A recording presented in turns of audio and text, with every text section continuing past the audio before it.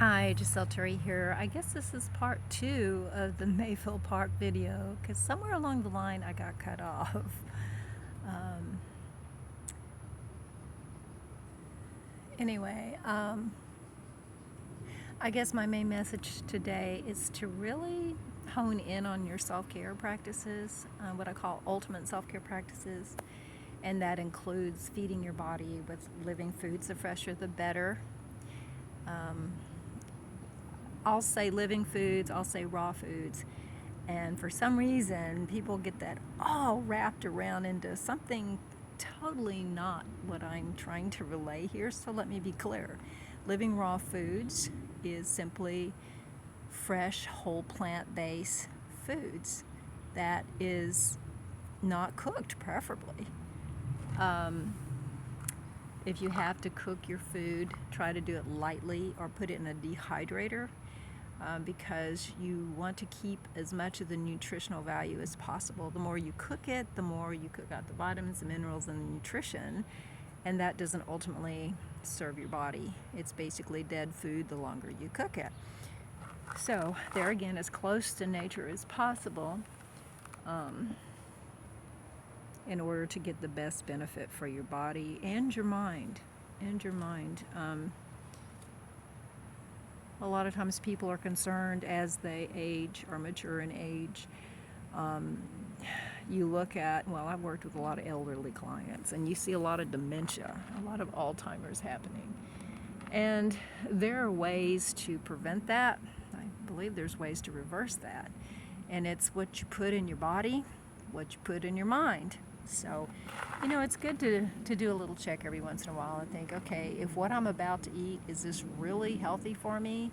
Or is it full of preservatives, refined sugar, dyes, things that we know. I think everybody knows for the most part what is and isn't good for their bodies if they want their bodies to function optimally, right? And then, of course, the things you think, the words you speak, the people you hang out with. We're talking about energy. We're talking about mind, emotion, and physical. Because truthfully, it doesn't matter how clean or how healthy of a diet you have, if you're not moving your body and you're not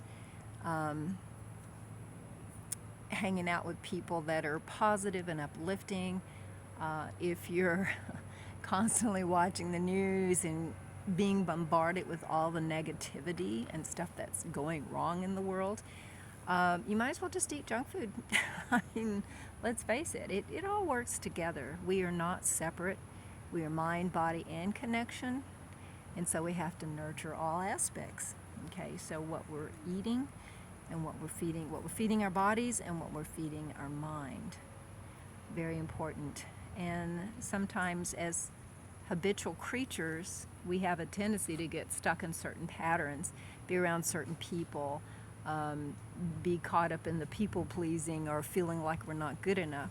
Part of that is because you're hanging out with the wrong crowd and you're allowing garbage in your mind with what's on TV or the news, this kind of thing. I mean, if you want to watch the news, you want to watch certain shows, be selective. You be in control of it. Don't allow it to control you, especially your mind.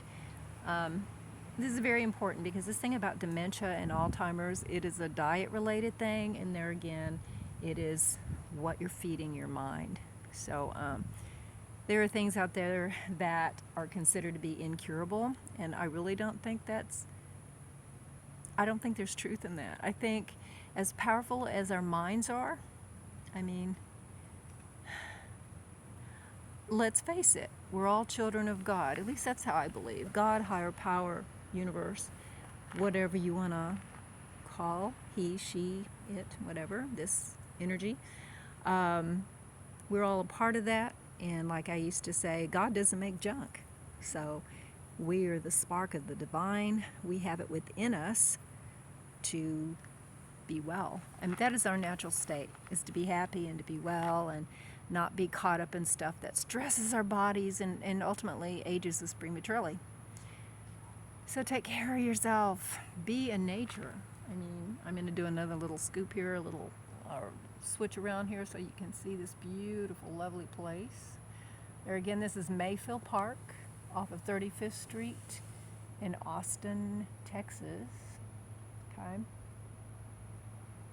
And they have the peacocks here, which if you saw a video part 1, you saw a couple of the, I don't know, I guess they're called hens, well, the females, and then one male who was kind of strutting around. So it's pretty amazing out here, and just the nature, the ponds, and then if you take the trails further down, it takes you down to the water, yeah.